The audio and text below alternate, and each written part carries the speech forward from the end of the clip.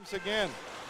DeRoche centering pass. Piccolino stepping up. McDonald, and at the last second had it taken away by Douda. Here's a breakaway pass for Chamberlain off the bench. Chamberlain in tight, scores! What a great back check right there by Adam Douda, and that is going to lead to the goal here by Felix Chamberlain on what a stretch pass as he's coming right off the bench, and sure enough, we have a 1-0 lead for the Pembroke Lumber Kings. 14:09 remaining here in the second period. That is a classic case of net hanging. And Chamberlain was at the Cornwall blue line. The defense had moved up. He's all alone. And it's the wrong guy to leave wide open. As you see him coming in, great patience. Slowly goes to the forehand, beats Doublestein. And the league's leading scorer lights the lamp again.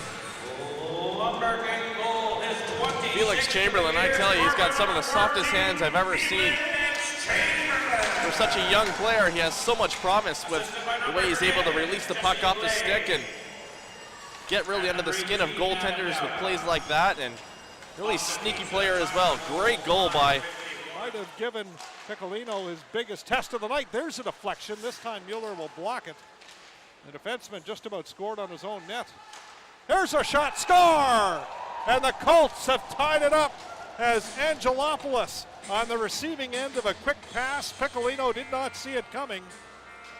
And Cornwall has knotted it up at one here at the 3:26 mark of the third period. And we talked again in the intermission there, Jamie, we're going to see right here just exactly how fast this play develops. And it's a quick pass from behind the net and just the side of the net there. Quick tip in right over the pad of Piccolino, and we have a 1-1 game. Again, Jamie, we talked at the tail end of the second period.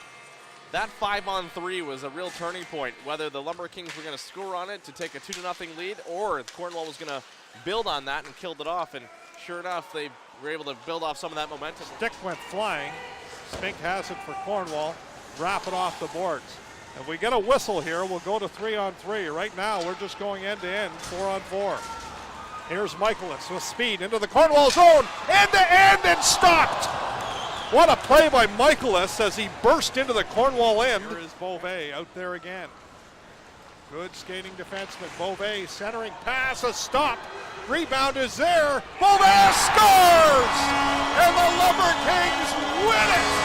2-1 in OT. Let the celebration begin.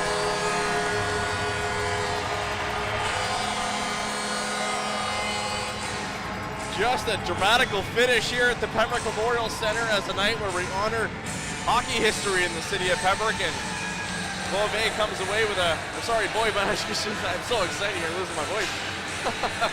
Just a complete shot. Didn't even look at the net. He knew the goalie was down. He had to get it up. And sure enough, here's your overtime winner. 2-1 is the final. Well, it's easy to pick the stars tonight. It's going to be the overtime winner by Beauvais and the two goaltenders, Doublestein and Piccolino, who put on a show here tonight. And it doesn't end until the 5:20 mark of extra time, and the Lumber Kings continue to roll. They're 8th in a row.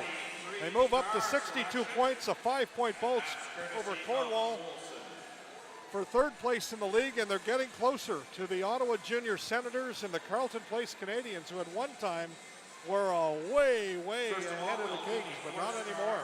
Pembroke is on a tear. And that's just a heartbreaking loss for Cornwall, too. They were so close to coming that much more closer to Pembroke in the standings, but, you know, you got to give them credit where credit's due. They played a really well road game, shot a lot of pucks at Piccolino there, but unfortunately just came up short on the losing end. But what a hockey game.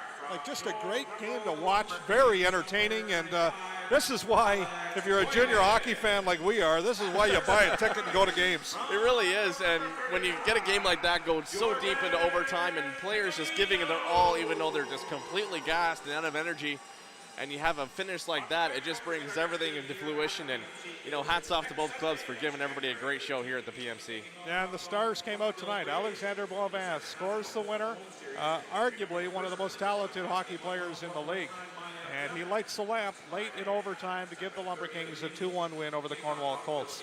So we're going to take a couple of weeks off. We're going to be back here on January 25th. The Carleton Place Canadians, the top team in the league, is in town to take on the Pembroke Lumber Kings. If you want to see it live, you've got to buy a ticket and come to the game. We'll be on tape delay because it is also OHL Day on TV Cogeco, so we'll have a couple of Ontario Hockey League games, and then on tape delay, our game, the Canadians and the Lumber Kings, starting at 10 o'clock on your local cable channel. So that's the story here tonight for Kyle Robinson, Tiana Tierney, our director and producer, our entire TV Cogeco team of volunteers. I'm Jamie Bramberger, bidding you a good night from the Pembroke Memorial Center. The Kings win 2-1 over Cornwall in overtime. Thanks for watching. We'll see you next time on TV Cogeco.